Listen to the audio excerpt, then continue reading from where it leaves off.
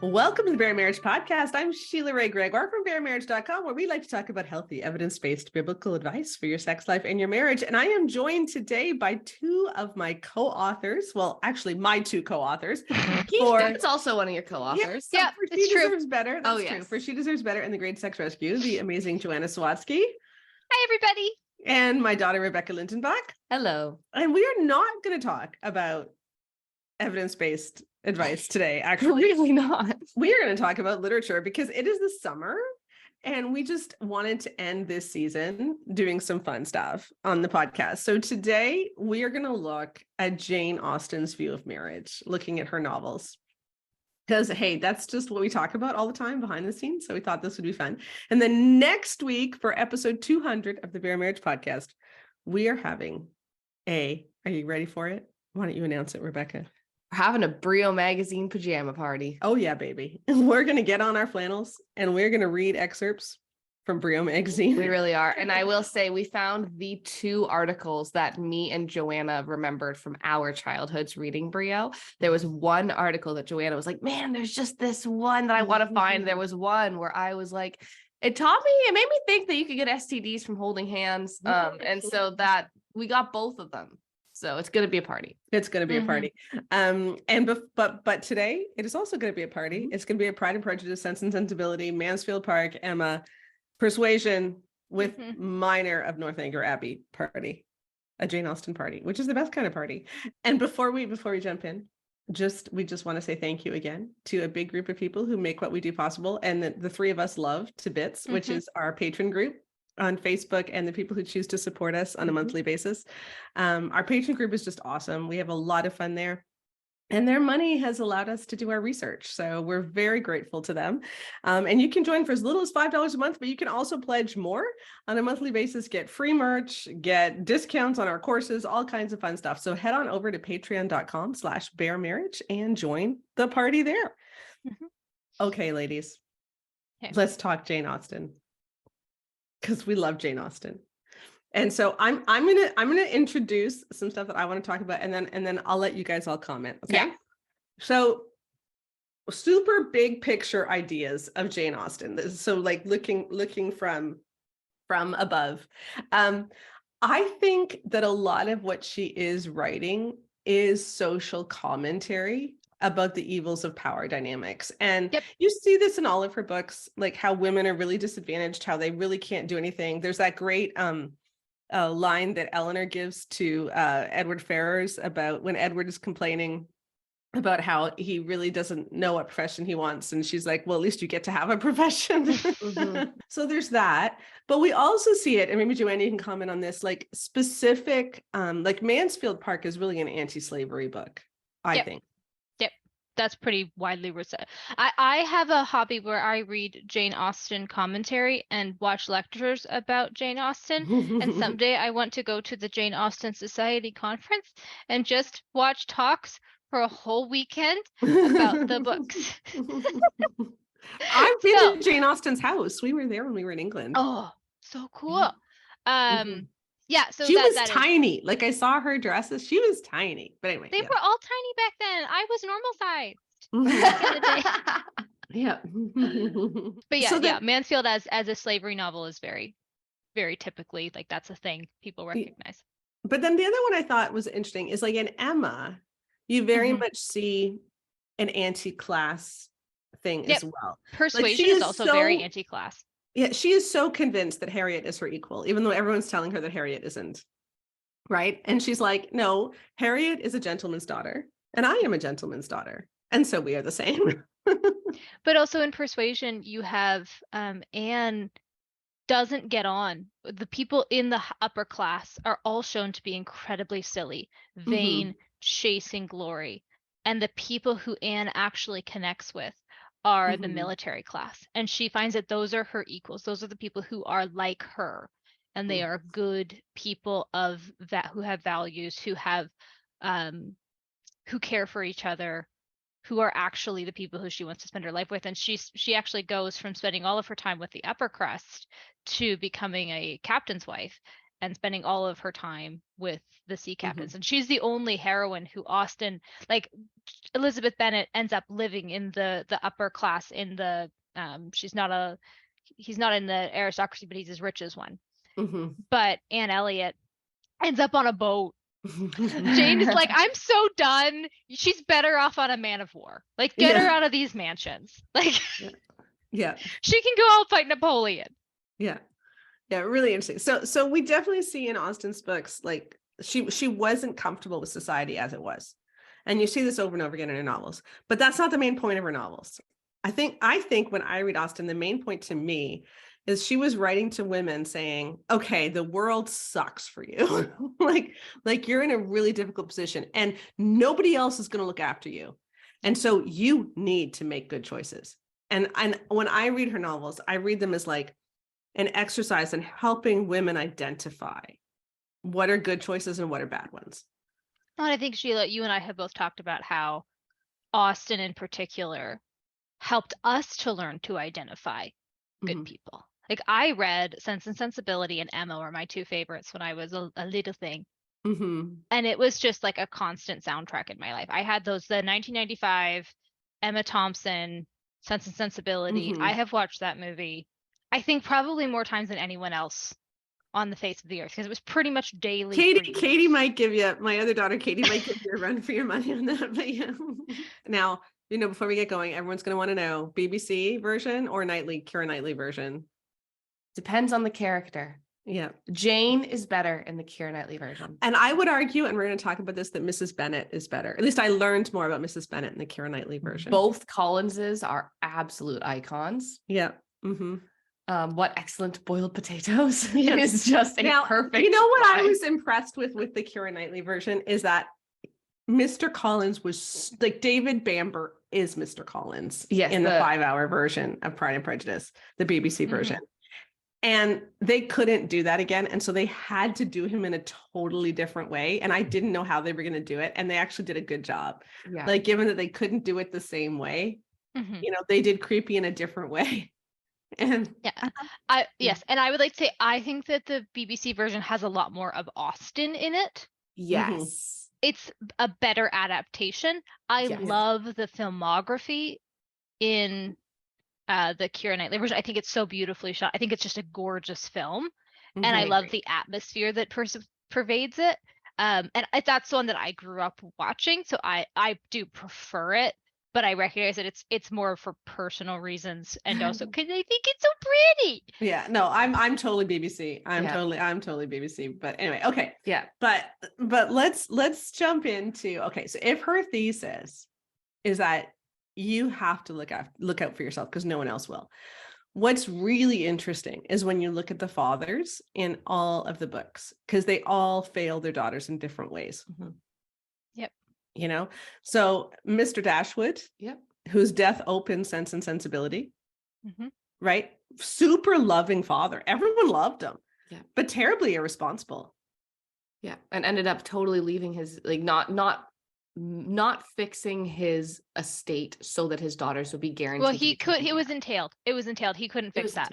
Oh, that's true. That he didn't have any ability to fix that, but he didn't get his son to agree to terms. He made that's what I mean. Deathbed that's confession. what I mean. Yeah. He had a deathbed, help my daughters, as opposed to, hey, let's hash this out now so that this isn't a thing that you can back out of, because I see that your wife is kind of the worst. Exactly. That's what I meant. Yeah. It's like he didn't think about what would happen to his daughters when he died until he was dying. He was like, should be right. Like that. Like, and then they weren't. Yeah. Okay. Then there's Mr. Bennet, who is basically disengaged from the family. Like, Lizzie loves him, but he's disengaged, and he's also irresponsible. Yep. And who also he recognizes by the end of the novel how irresponsible he was, and has a whole redemption arc at the end there. Yeah, because he was irresponsible in how he raised Lydia, who ends up wrecking the family to a large extent. But also, they never saved any money, because he always figured they'd have a son who would look after the daughters, because the estate was entailed to a male, and they had 5 daughters. And so they never saved any money. Nope. Yeah, and the other thing irresponsible. even just in how much stress his lack of communication is shown to cause the family, because Mrs. Bennett was so wrung out on her poor nerves. You know, like that scene where Mrs. Bennett has just been, you know, pestering him like about the ball at Netherfield, and you must give Mr. Bingley a call, and all these things. And then he just says, well, I already did it a while ago, but he didn't say anything. So the whole family has been in a tizzy for so long, carrying all this, like your wife is a nervous wreck. Maybe don't let her just sit in anxiety for a minute longer than necessary. Like maybe she would be less of a nervous wreck if you actually communicated when you did the things that would directly impact her and your daughters that she has no power to do. Like, it's just a complete lack of communication. And he's someone who, Mr. Bennett to me always just seemed like the person who doesn't fully understand how much easier he has it than the people around him. And he makes everyone else's life inconvenient as a result. Well, and it's very important. It actually profoundly affects Jane and Lizzie's marriage prospects, because they have not saved. They do not have a dowry. And so given the income that Mr. Bennett and Mrs. Bennett have, their daughters should have far, far, far more options. They should have been going to town and having more connections in London. The parents in that family have put their daughters at a huge disadvantage by their choices. And you wonder how much of it is both parent. Like what I think about it, looking back on it, is yes, Mrs. Bennett is a silly character, and we'll get to that in a minute. But how much of her silliness is because Mr. Bennett hasn't done what he should have done, and now she's just plain desperate? I think that's part of it. I do think that the spending, if Mr. Bennett had married a different woman, the spending would have been different. He doesn't put his foot down and make her stick to a budget. Right. But I don't think that he's the kind of dude. He probably would spend too much money on books, but otherwise the overspending is Mrs. Bennett, is my personal read. Right. Okay. Now let's do Emma's father. Okay. Super silly, hypochondriac. Just it is totally unconcerned with anyone other than himself. Today he would be way into like weird teas. As we drink our herbal tea that I grew myself last year. Yes. In our prayer and tent pegs mugs, which are available in our store. He surrounded himself with like quack doctors and so definitely not focused on his kids' well-being. Then there's Anne's father in Persuasion. And Eliot's Mr. Eliot, who is exceedingly vain, like probably the most vain character that Austen ever wrote. Possibly the most vain character ever. It's hard to top Mr. Eliot. Yeah. Oy. Who spends his life fussing over his hair and reading the peerage books to figure out who is important and who is not, and what will be his entry in this. Yes, extremely bad. And then there's Fanny's father, who's absent in Mansfield Park. But who kind of, like, I think Fanny's father to me is just, the message that without money, you really are him. Like you really. And he's not a good dude. They have too many kids. He's not working hard. Like he's not a good guy. And also Tom Bertrand the elder is also not a good father. He's such a heavy-handed authoritarian, which is her uncle who takes her in. He's really the parental figure there, and he's very problematic. Yeah. So basically the message is you cannot rely on your parents to make your life for you. So you have to do it yourself. Yeah. I would like to just add that Northanger Abbey, the Moorlands are great. That's the one exception to this rule, but that was a juvenilia novel not published in Austen's lifetime. So and you're the only one who's going to talk about Northanger Abbey, because I've never finished it. I started it once, I just couldn't get into it. I read it. Yeah, yeah, it's good. It's good. It's really a story about the domestic violence. Yeah. Okay. So she's dealing with all of the big heavy stuff just in a way that would have been publishable in the early 1800s. Right. Okay. So these are awesome books. They're just awesome. So now I'm going to get even more simplistic because it's the only way to talk about this stuff is talk about themes. And when I read Austen, I think that she divides the world into 3 types of people. Okay. And a lot of the point of her books is to help people recognize which category people fall in and how you should treat them given that category. And I think, and you correct me if I'm wrong, but I think the categories would be good, bad, and silly. Mhm. So there's people who have good character who are trying to help others. There's people who have bad character who are allowing others to bear the consequences of their own bad behavior. Yep. And not taking responsibility for their own actions and not thinking of other people. And then there's people who are just silly. Like they're just socially awkward. They're not necessarily fun to be around. But they're often acting without thinking. The Yes. good and the bad are both acting with thinking. And the Mhm. silly are just acting. Yes. And if they think, that's great. Mhm. But they often don't. Mhm. And so a lot of her work, and we're going to get to this at the end because this is the important stuff, is helping people recognize the bad character, right? Yeah. Like your Willoughbys, your Wickhams, your Mrs. Norrises, like people that have bad character, recognize them, avoid them. Here's how to handle them. But let's talk about the silly, because I think they're actually some of the most fun characters. and definitely the most interesting characters. So who would be a silly character that you want to start with, Becca? Well, we're going to start with Mr. Collins. Mr. Of course, we're going to Collins. start with Mr. Collins. Mr. Collins. It's Yeah. like quintessentially silly. So for those who don't know, we should probably be like explaining some of this. So Pride and Prejudice, which is the classic novel. I can't believe that we're Bennets. how many minutes in and we're I know, starting we're to like, we explain haven't one explained novel. lots. Okay, but this is important for Mr. Collins is, the Bennets have 5 daughters, all of whom, as the book opens, are unmarried. They range in age from, I believe, like 15, almost 16 to 23. I think Jane is 23. And none of them are married. And the estate, so they're sort of, their father is a gentleman, but he doesn't have a lot of money. So he is like on the lower end of the gentleman class. And his estate is set to go to the male relative, which will leave the girls without any support. And so this is a big tragedy. So the whole book is focused on how to get these girls married off. And Mr. Collins happens to be the male relative that this estate is going to be left with. And he is a pastor, and he is exceedingly silly. So he's so silly it hurts.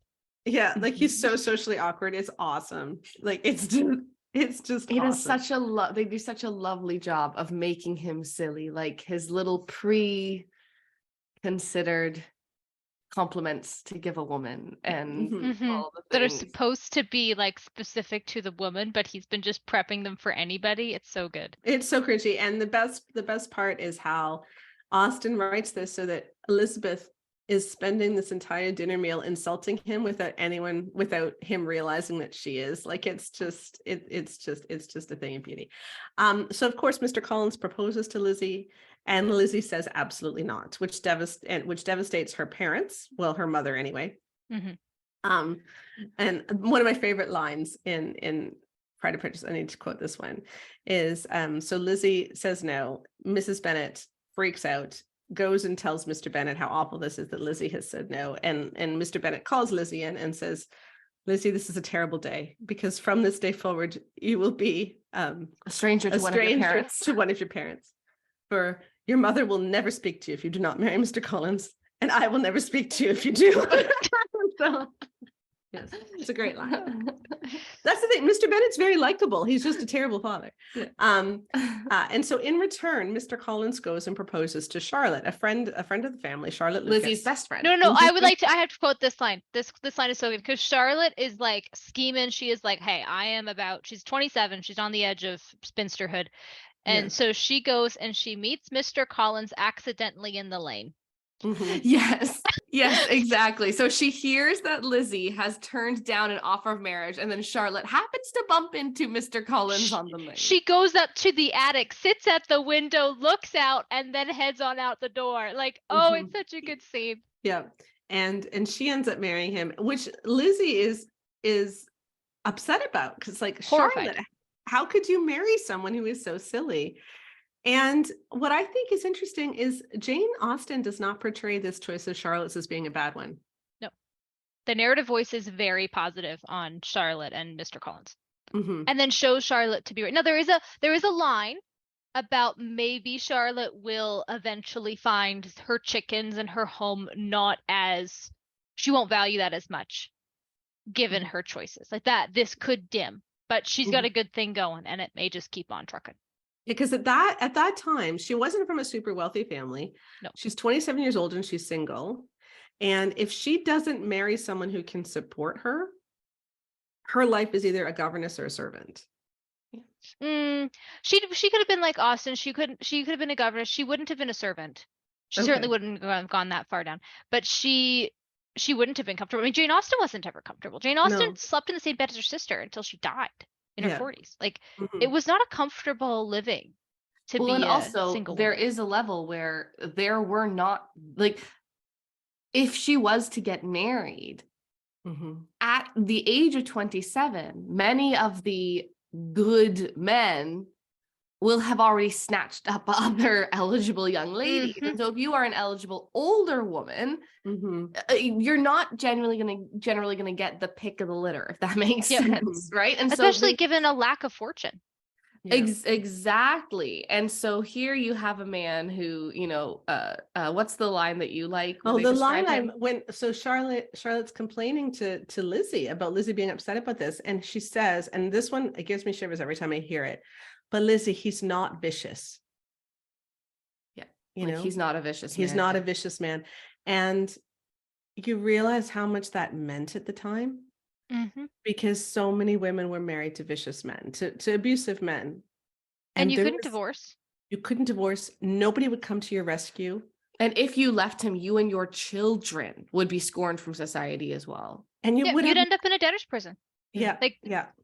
I have family that were in debtor's prisons in London. I've done some genealogy, and every now and then they show up in there, like for a couple of years, and then they get out and then they go back in.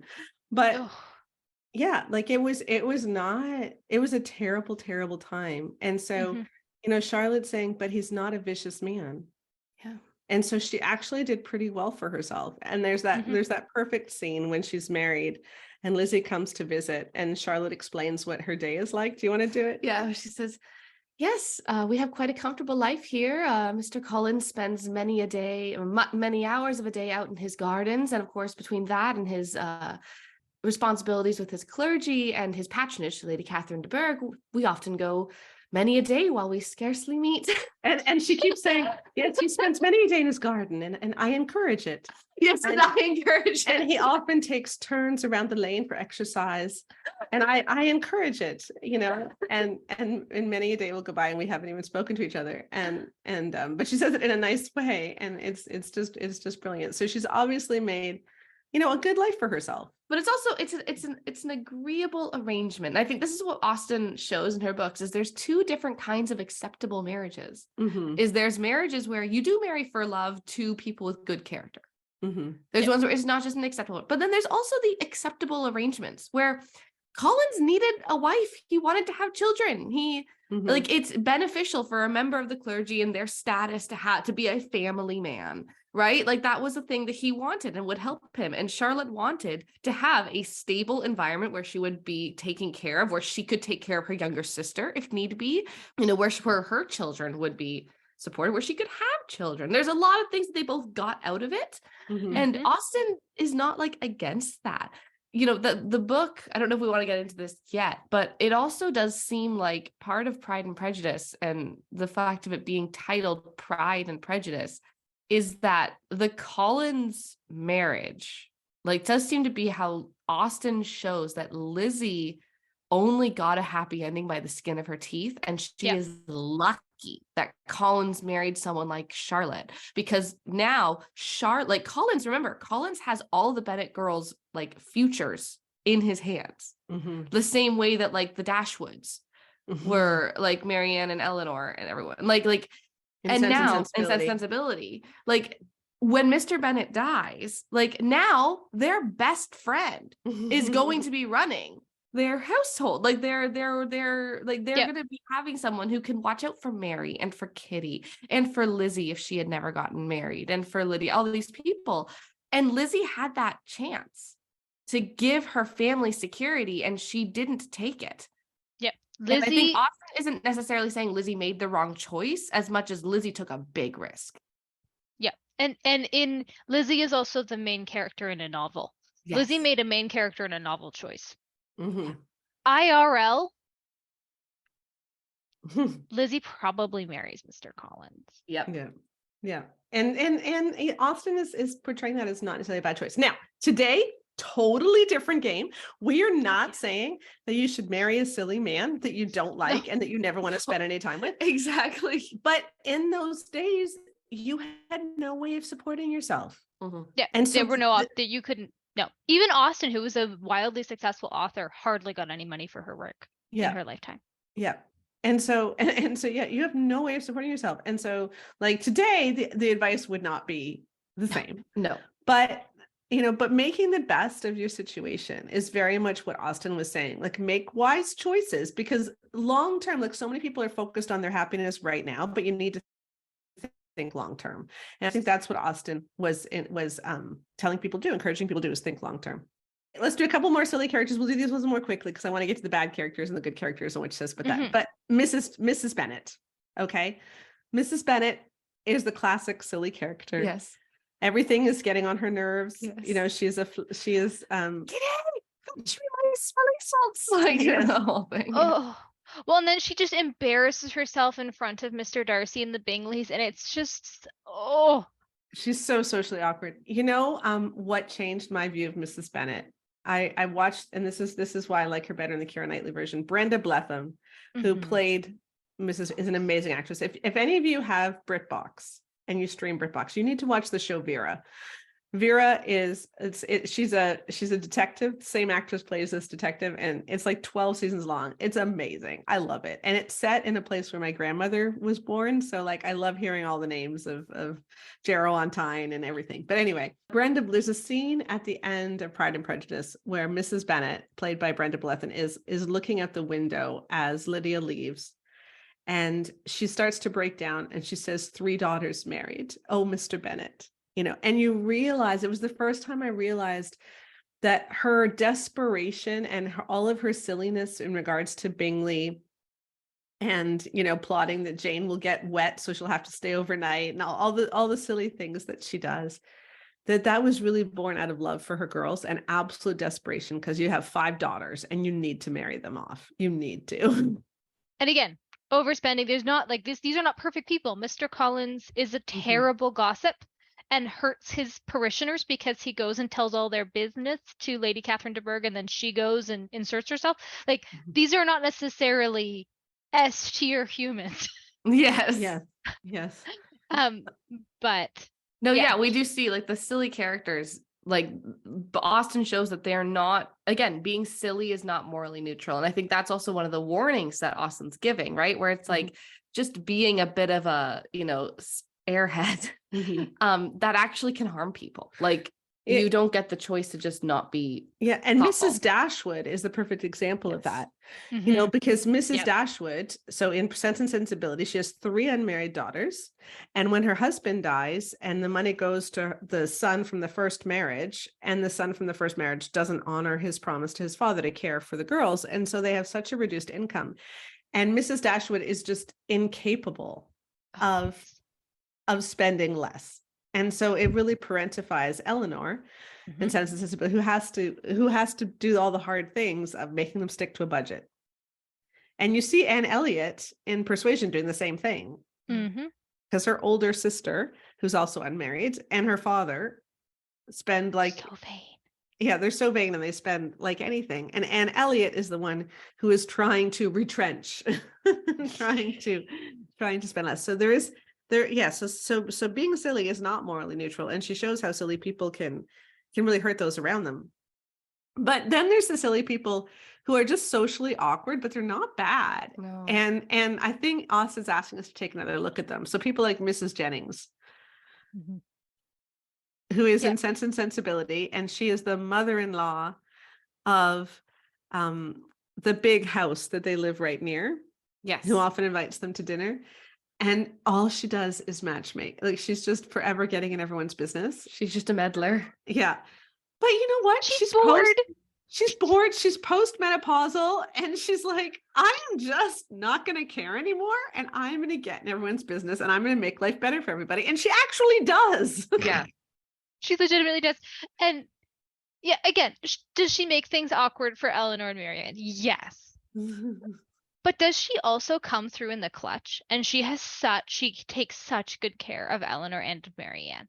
Yes. Mhm. Such good care of them. And she loves them desperately and really looks after them well. And so I think that Austen does such a great job of showing that beneath the silly exterior, there can be a real heart of gold. And actually, in Sense and Sensibility, I think that the Palmers, both Charlotte and Mr. Palmer, would Mhm. fall into that same category of where they're both just profoundly silly. And Yes. they married each other in profound silliness, and their marriage has just made them both worse. Yes. But And the also, casting choices in the movie version Oh, for the Palmers so is good. Just astounding. Yeah, Hugh Laurie isn't Hugh Laurie Mr. Yes, Yeah. Hugh Palmer? Laurie is Mr. Palmer. It's so good. No, really excellent. Yeah. Okay, then the main silly one though that gets the most airtime, I would argue, is Emma. I think Emma falls in the silly category. Yes, Emma is a silly heroine. Because most of her heroines are not, right? Nope. But Emma is the silly heroine. Like Anne, Eleanor. I mean, you could argue Marianne is also silly, and so Marianne gets a lot of airplay. But I think, But Marianne isn't the main character. It's all through Eleanor's point of view. yeah, Mhm. yeah. But Emma, we actually see a silly girl, Mhm. and she doesn't wake up till the end of the novel, and she makes life really bad for the people around her. And she almost risks their entire lifetime of security.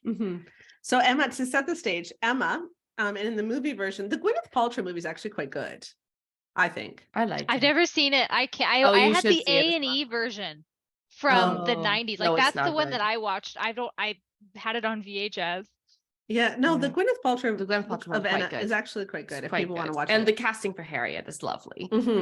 Yeah. Oh, yeah. Oh, They do her Harriet is perfectly. amazing. No, they do her perfectly. Yes. So Emma is this rich. I'm gonna be honest. Gwyneth Paltrow, who runs Goop, is the perfect person to play a flighty daughter of a crack medicine kind of a crock medicine kind of person. Yes. Just- But Emma is the story of this rich woman, the unmarried daughter of this hypochondriac man. She really doesn't have a lot of interest in getting married herself. And so she's wealthy. She's got plenty of money. She can be a spinster and be perfectly happy. And so she's the only one who's decided- like that. There's no stakes for her.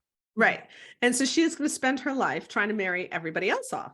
And because she thinks she's desperately good at this, because she arranged the match between her governess and the woman and the man that her governess married. And they have a wonderful marriage. And they are actually portrayed as having a wonderful marriage throughout this book. And so she's like, I'm so good at this. I'm just going to do it for everybody. And there's this woman named Harriet who has been raised by a local family, and she is the daughter of a gentleman. But basically what happened is she's an illegitimate child, never knew who her parents were, because some rich guy got a woman pregnant, and then they took the baby and stuck it in this small town. And so this family has raised this girl. And so Emma thinks, I'm going to arrange a good marriage for Harriet. And that's what largely the book is based on, as she slowly but surely ruins Harriet's life. Only for the novel to end with everyone breathing a sigh of relief when Harriet ends up with the man she should have ended up with at the very beginning before Emma met up with. She would have ended up with anyway. And at least all of Emma's meddling didn't actively destroy anything long term. Yeah. But the problem is Emma was being silly because, and this is what I think Austen's showing, I'm curious to see what Joanne thinks. This is my theory, is that Austen was showing that Emma's resistance to accept the reality of class issues accidentally led her to almost putting Harriet down a path that was worse than the one that she had in front of her. Right? Because Emma was saying, and on the good side, Emma was blind to class divides in this area, right? She was like, listen, Harriet's a gentleman's daughter. I am a gentleman's daughter, right? That's what she says. We are the same. And she doesn't recognize that in that time, it actually was a problem for your reputation to have someone who was not raised in nobility, who did not understand the social customs, who did not walk in those circles. And that's obviously the classism was disgusting. We're not on side of it. I'm just saying this is how the reality was that having someone like Harriet marry into a gentleman's family that was a bona fide a legitimate gentleman's family actually would have been damaging to a reputation. And so no one was going to do that. But Emma had this delusion of how the world should be and tried to project that onto Harriet. Yep. And accidentally almost sacrificed her in the process. And then she ends up with this lovely farmer who has a good land, man. who's a good, kind, gentle man who loves her desperately. And no, she's not going to have 7 fireplaces. Mm-hmm. But she is going to have a house that keeps her warm. Yeah, she's gonna be comfortable. Yeah, and I think that's and what he I has see a us. wonderful sister, He so has- she's gonna have this big family. Like, Yeah, and I think that's the warning about silliness that Austen has, is it's not just about silliness and don't understand social cues. It's also don't ignore the reality that would hurt others, even if you are not impacted. mm-hmm. Yep, absolutely. And I think her definition of silliness too is get your eyes off of yourself. I mean, the most cringy, the worst scene that Austen ever wrote is in Emma. Yes. Oh, I At the can hardly picnic. read it. I know. watched that movie a million times. I think I saw the Box Hill scene like twice, and then I was like, fast forward. I know, I can't watch it either. Like, it's just awful. So what happens is there are a number of people in this small town that Emma lives who were also gentlemen's daughters, like are sort of that class, but they have massively reduced income. And so they're reliant on a lot of charity, and they're old maids, and they're just not very silly and hard to be around. Yes, very socially awkward and hard to be around. But the other characters in this novel always involve them anyway. Yes, they're always included. They're always included. Emma doesn't like this because she finds them difficult, but other people are always including these poorer relations kind of thing. And there's a scene where the whole group is out on a picnic and Emma just openly insults one of them. It is just it is the most painful, excruciating things to watch or read. Yes. But again, Austen is just telling us, like, you need to look at how you affect other people around you. Yeah. You know, and Emma only had her eyes on herself. Yeah. And I think that one of the things that Austen does so well in Emma is she shows that, like, having a higher class status, having more money, having more power does not mean that you have better social skills. Yeah.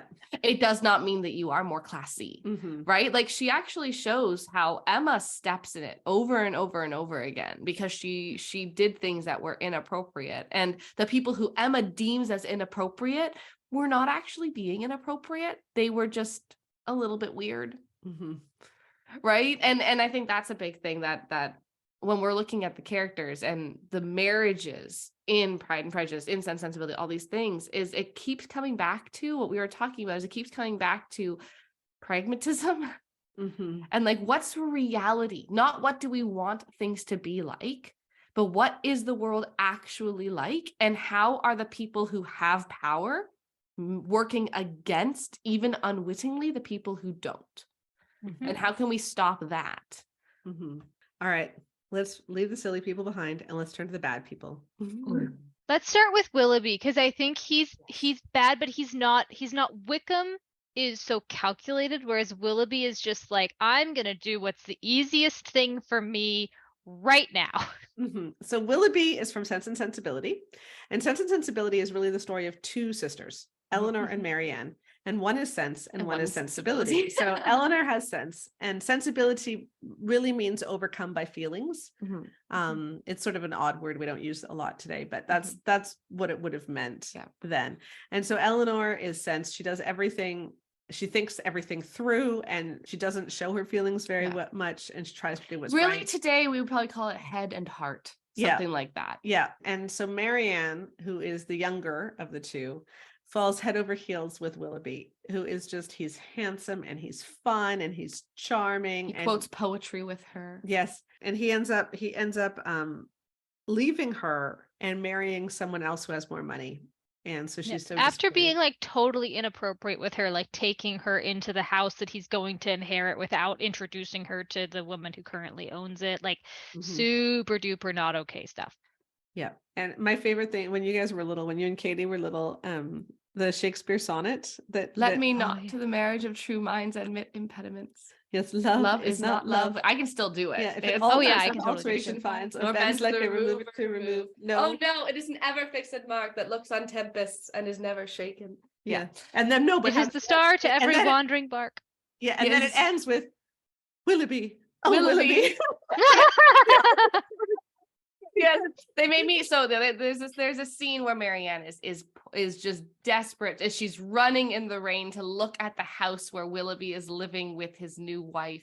And at the top of the hill, she stands there and quotes the sonnet that they had done that they had quoted together. And she ends it with, oh, Willoughby. And then Willoughby. she faints, and then Colonel Brandon comes and rescues But her. yes, so every time And- that we quoted it, we always yeah. ended it with, oh, Willoughby. Yes, Willoughby, Marianne, of Willoughby. course, played by Kate Winslet, who won an Academy Award for her portrayal because it was really quite awesome. It's so good. Oh Yeah. man, sorry. Okay, And so Alan Rickman as Colonel Brandon is S tier. Sorry, I'm gonna. perfect. Yeah. Okay. Absolutely perfect. Okay, so tell Okay, us about Willoughby. Willoughby, Joanna. So John Willoughby is a rake. He has, in the course of the novel, we find out that he has impregnated another young woman, and in his thoughtlessness, he thinks that this young woman will know how to get his address, but she doesn't. And so, in his thoughtlessness, he has cut her off from any ability to be looked after. He doesn't know she's pregnant when he leaves her. He just leaves her thinking, okay, yeah, I'm going to abandon her. I don't want to be with her anymore. I'm good. I've had my fun. Off I go. And his thoughtlessness about how his actions impact others throughout the book leaves just a trail of destruction in his wake. He is not a calculated actor. He's not scheming how he's going to hurt people. He's not thinking about how he's going to climb the social rungs. He's just trying to do what makes him feel better. And he's profoundly selfish. He honestly, if I can be like, he reminds me of a lot of the worst of evangelical men. Mhm. Like, you have your calculated Wickhams, but a lot of dudes with power just do what's easy. And when you just do what's easy and what's convenient for you, that can end up with someone going through the world like John Willoughby Yeah. and leaving the bodies behind the bus thing, right? He leaves bodies behind the bus. Well, I think what's so interesting is the contrast between Willoughby and Lydia, for instance, right? Like, now, obviously, two different novels. So Lydia's Pride and Prejudice, Willoughby is Sense and Sensibility. But Lydia is in a lot of ways acting the same way as Willoughby, but the consequences for them both are very different because men don't pay the price. But women really do. And I think that that's also something that Austen is pointing out is like, you can't be like, as a woman, you cannot be A silly woman. Nope. Because there is no room for error. There is no margin for error. No, there are Yeah, debtors' you- prisons, and you will die of consumption. Like, You you'll get only TB. get to be a silly woman Mhm. after you are well married. Yeah, or if you have an independent fortune like Emma. Emma can afford to be silly. Literally can afford. Yes. Mhm. But then, Whereas like your Fanny Price, who has absolutely nothing, she cannot afford to be anything but perfect, and she knows it. yeah. And then she acts that way. That's why she's seen as boring, but it's Mhm. out of necessity. And she's actually incredibly morally strong Mhm. Yeah. and aware of what's going on. She rocks. Yeah. I actually really like Mansfield Park. It's so Yeah. good. Still think Persuasion's my favorite, but Yes. but, Persuasion is so tight and short. Persuasion is like a little jewel, and you can turn it all sorts of different ways. And yeah. I'm convinced that Persuasion contains its own fan fiction. It's great. I have many theories. So we have Mr. Willoughby, and then of course we have Mr. Wickham. Ooh. And Mr. Wickham is just the worst. Okay, so tell us about Mr. So Mr. Wickham is also from Pride and Prejudice. So will you explain Mr. Wickham? So Mr. Wickham is your conniving abuser, right? So Yeah. he is trying to upgrade his social status. He's doing that by any means necessary. So he's super into gambling, right? Because that's an easy way to make it up. But he keeps leaving debts in his wake. But he's figured out, because he only leaves debts of honor, he actually doesn't have to pay up. He should. He is obligated to, but he doesn't Right. have to. He's not going to debtor's prison. So what he'll do is then he'll just skip town. Yeah.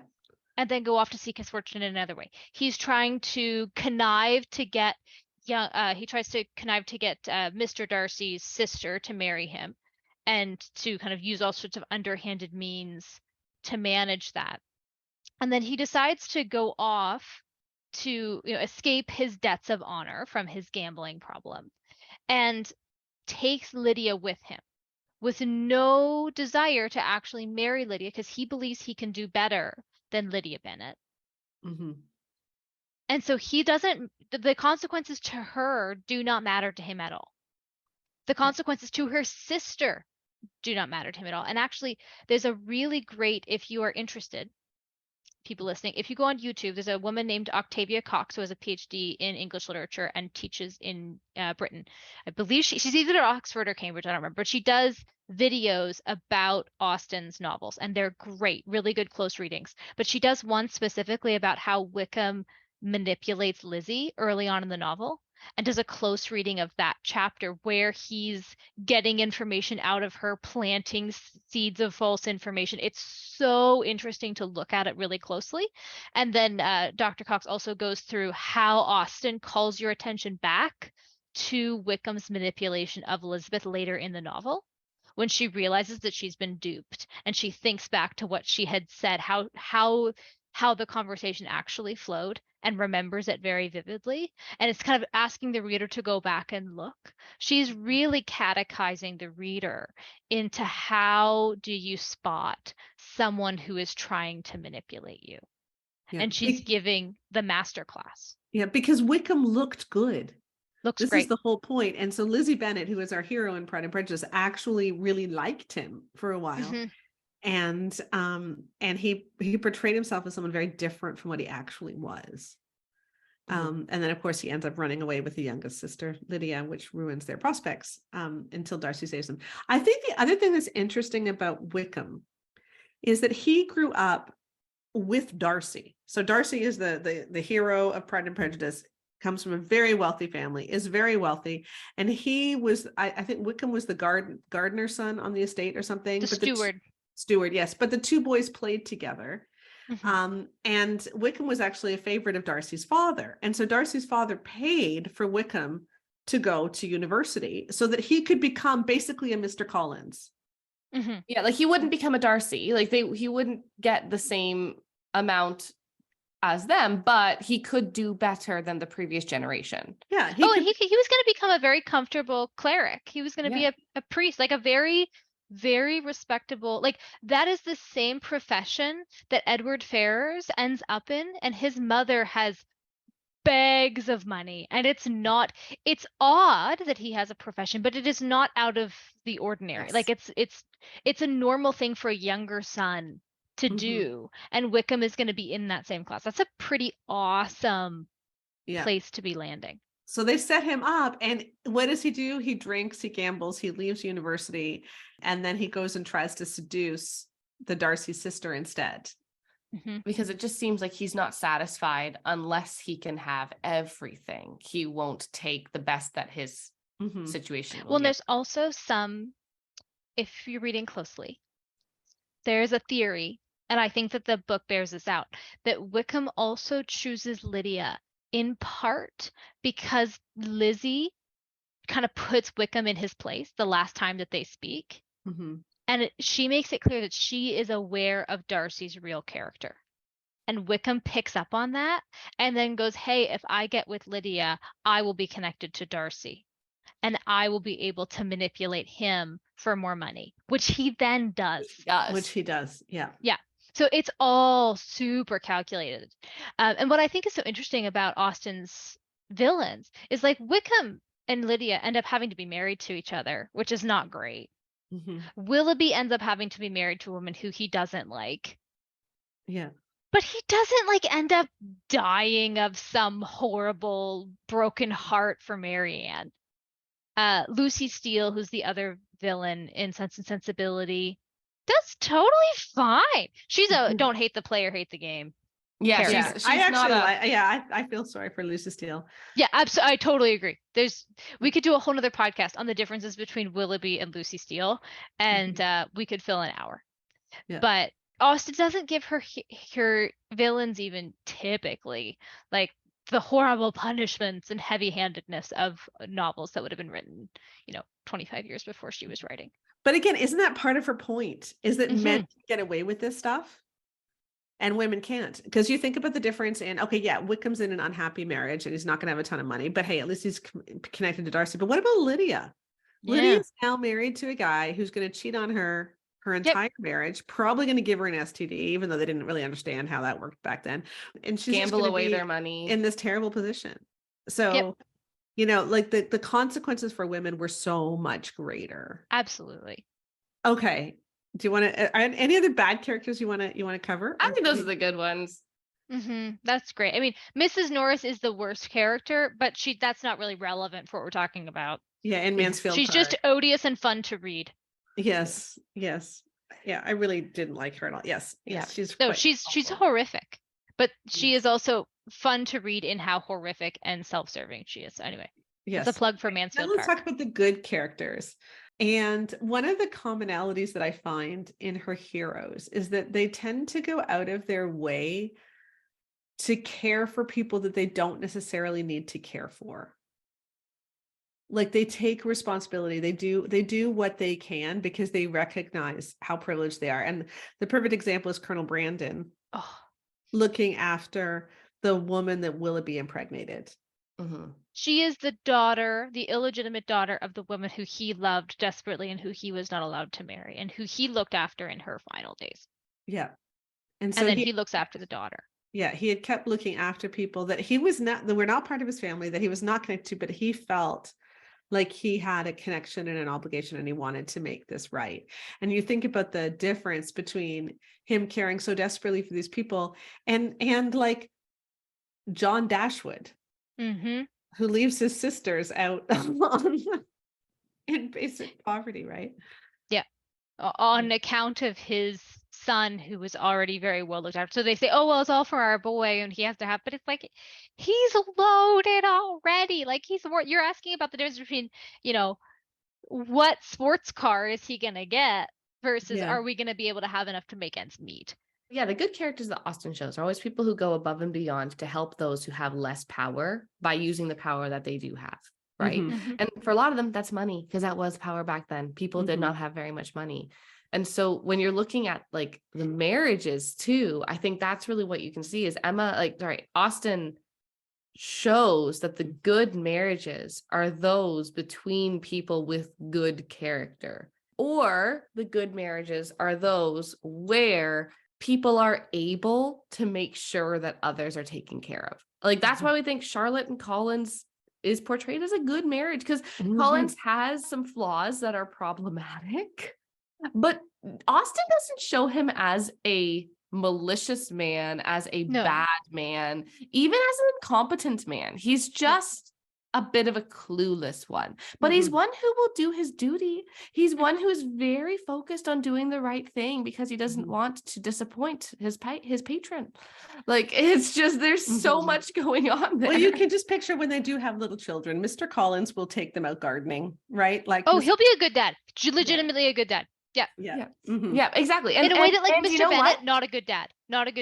Mr. Collins will actually be a far superior father. Yeah. And you know what? If Mary Bennett never ends up married, Mr. Collins is the kind of person who would make sure that they are, especially married to Charlotte.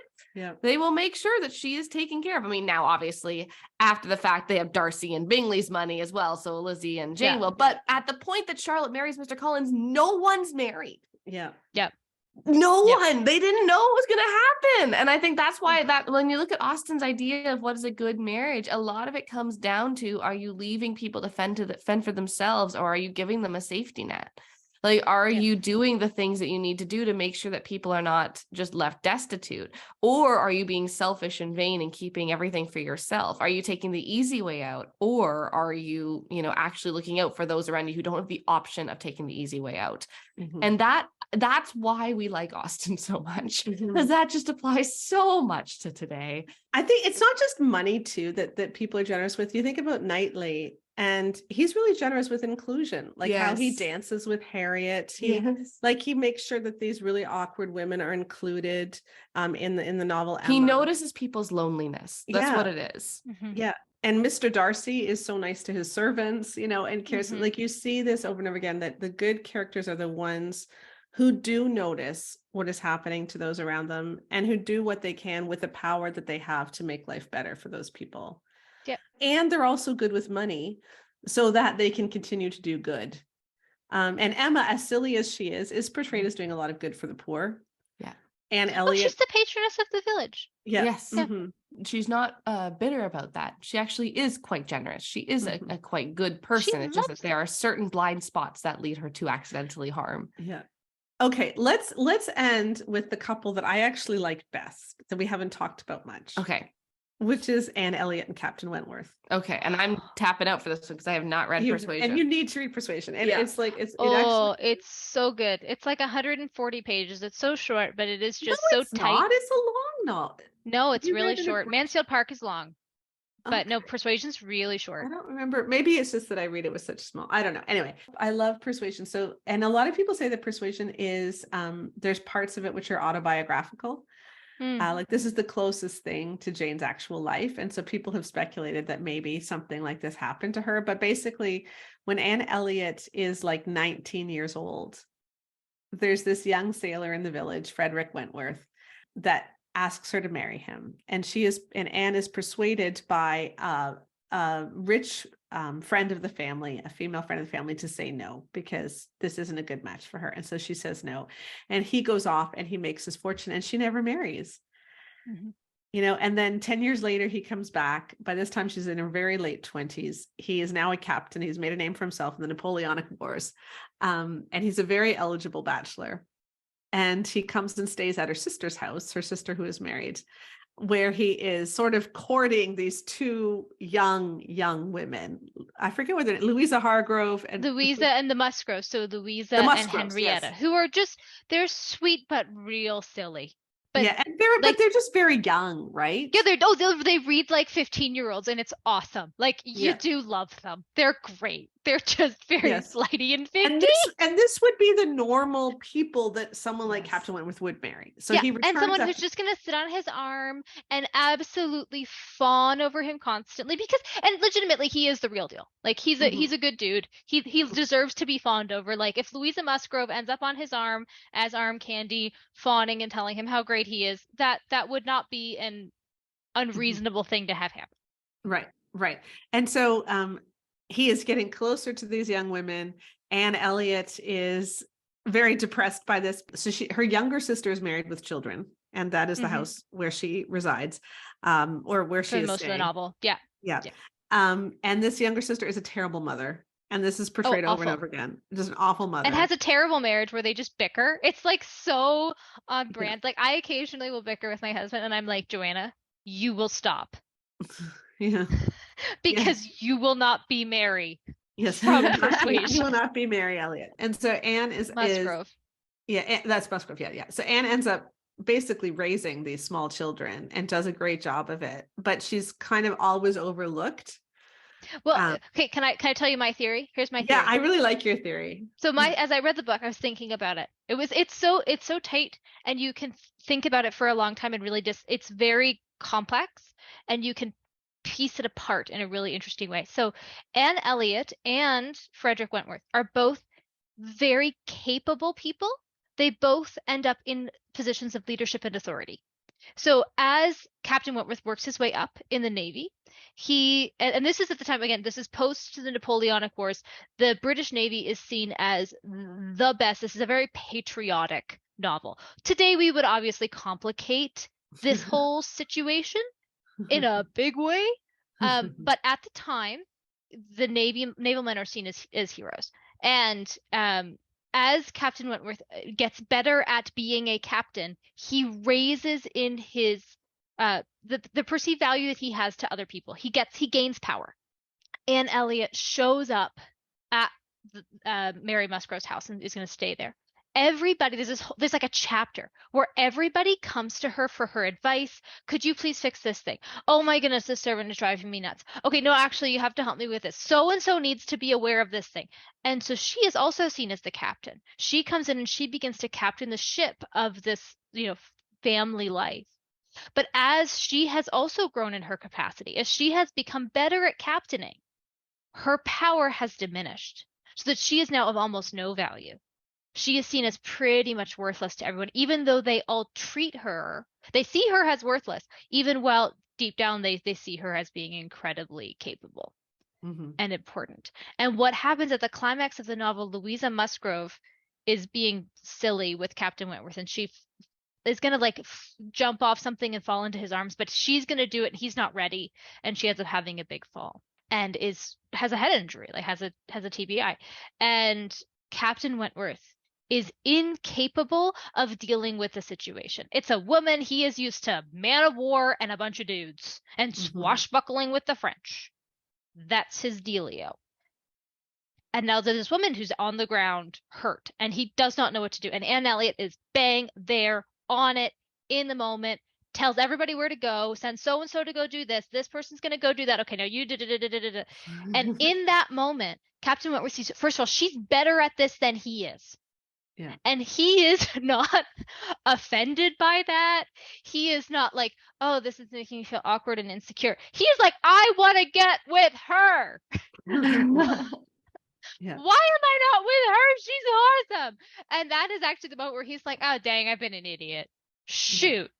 And he realizes that he's led Louisa on, and now he's not engaged to Louisa, but like people think that they're together, very much so.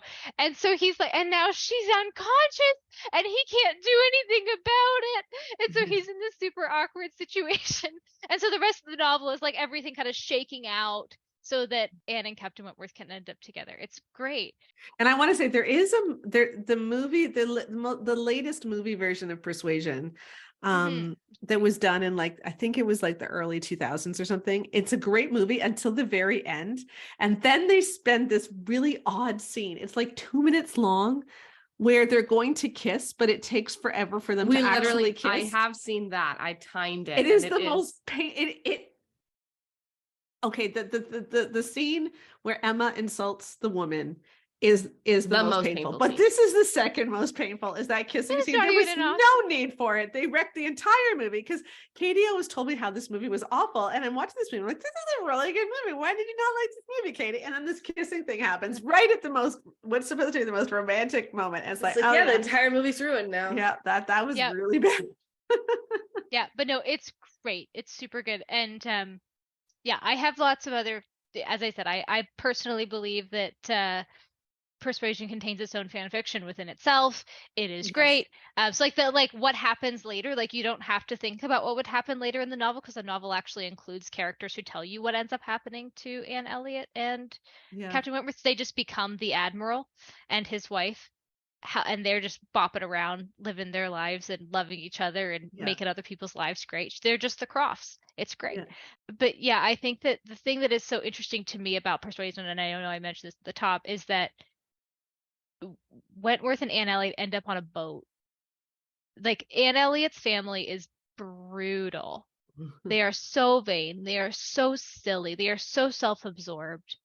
No one values Anne. Even like Mary Musgrove is far better than Elizabeth Elliot and Mr. Elliot.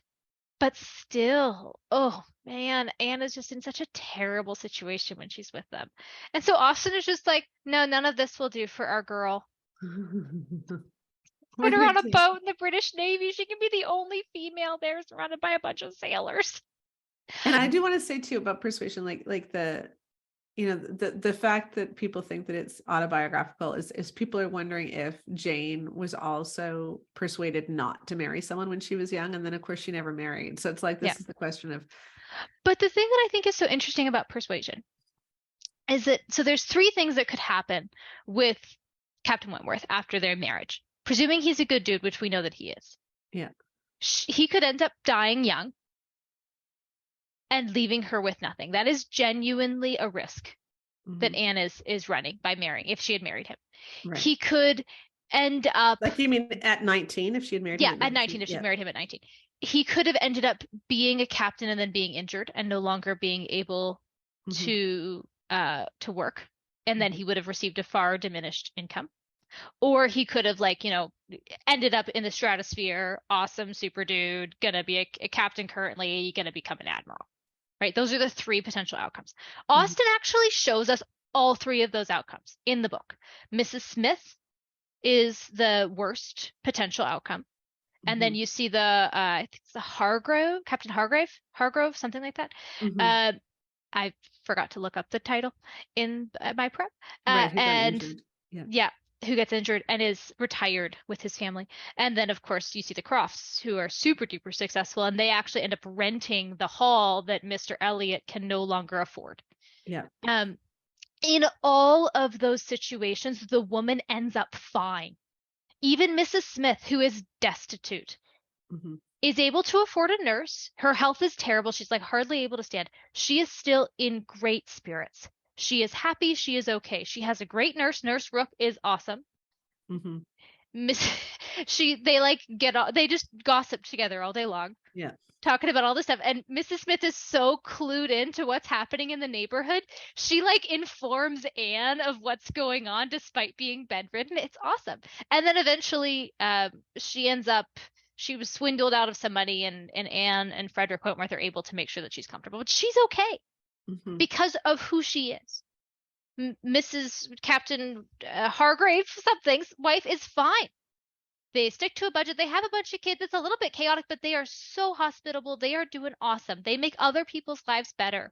They take in those who are hurting around them and make it, and they help them. They're shown as being really positive people in their community in their small way. And then of course the Crofts are fabulous. They are rock stars, helping other people, looking out for their own, just doing a great job. And it shows that no matter what had happened to Anne, what had happened to Anne if she had married Wentworth, she would have been okay. And the novel tells us that it's about Austen. You're saying Austen is writing this book saying that she made a mistake. Because that's very big debate. That's a very big debate. Yeah, I think that she's saying that no matter, because of who Anne Elliot is, because of her sense, because of her ability to make a bad situation turn out all right, and because she does have a certain amount of money as well that she's going to inherit. She's more comfortable than a lot of the other women, that she's going to turn out all right no matter what had happened. Yeah. Interesting. But again, like the main thing that Austen is saying over and over and over again is that it's character that matters. And without good character, you're really in a bad place. Yep. And enough money to be comfortable. Yeah. Like that is definitely a thing that is there, because of course they didn't have the same ability. Women couldn't take on professions then. Right. And in Fanny Price's situation in Mansfield Park, we see what happens when you don't have money at all. Yeah, you have no power. And how essentially vulnerable she is. And I think she's also saying, like, remember that, that who you marry matters not just for you, but also for your children. And for your community too. And for your community. For your family who doesn't get married, who relies on you for their well-being. Or the people around you who might need help. Are you going to be able to help them? Yeah. Right. And Jane Austen was very involved in her church. When we were in England a couple of years ago, we went to the church where she attended, and she wrote a lot of prayers, like hand wrote a lot of prayers that her family, that she would pray with her family at the end of each day. And they're beautiful prayers. I mean, she really was focused on character and on making the world, if you have resources, you need to use those resources to make the world a better place for those around you. And I think Jane Austen did. I think her books are beautiful. And the fact I really feel that I read those books and they taught me what I was supposed to look for. Like, we talk about the downsides of the evangelical resources.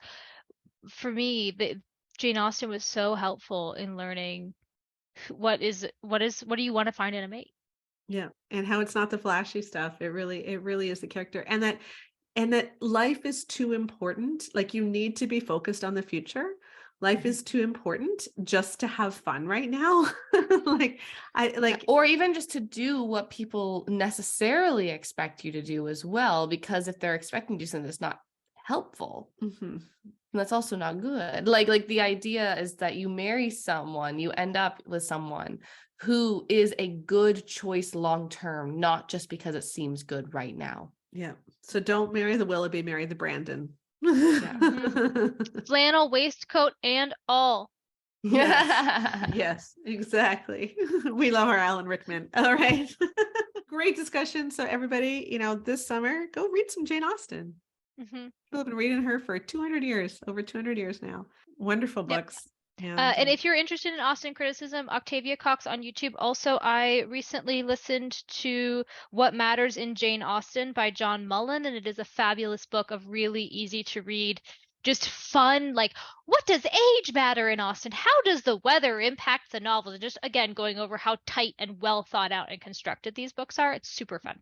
Yeah. So thank you for letting us do a podcast that's nothing at all like what we normally do. Yeah, just this is what the stuff we talk about when we're FaceTiming. And we love us some Mr. Collins. Yeah. And So- you know, as we're ending this podcast, I guess the question that we'll just leave people with is, how are you using the influence you have? Mhm. Because I think that's what Austen wants us to ask. Yeah. Mhm.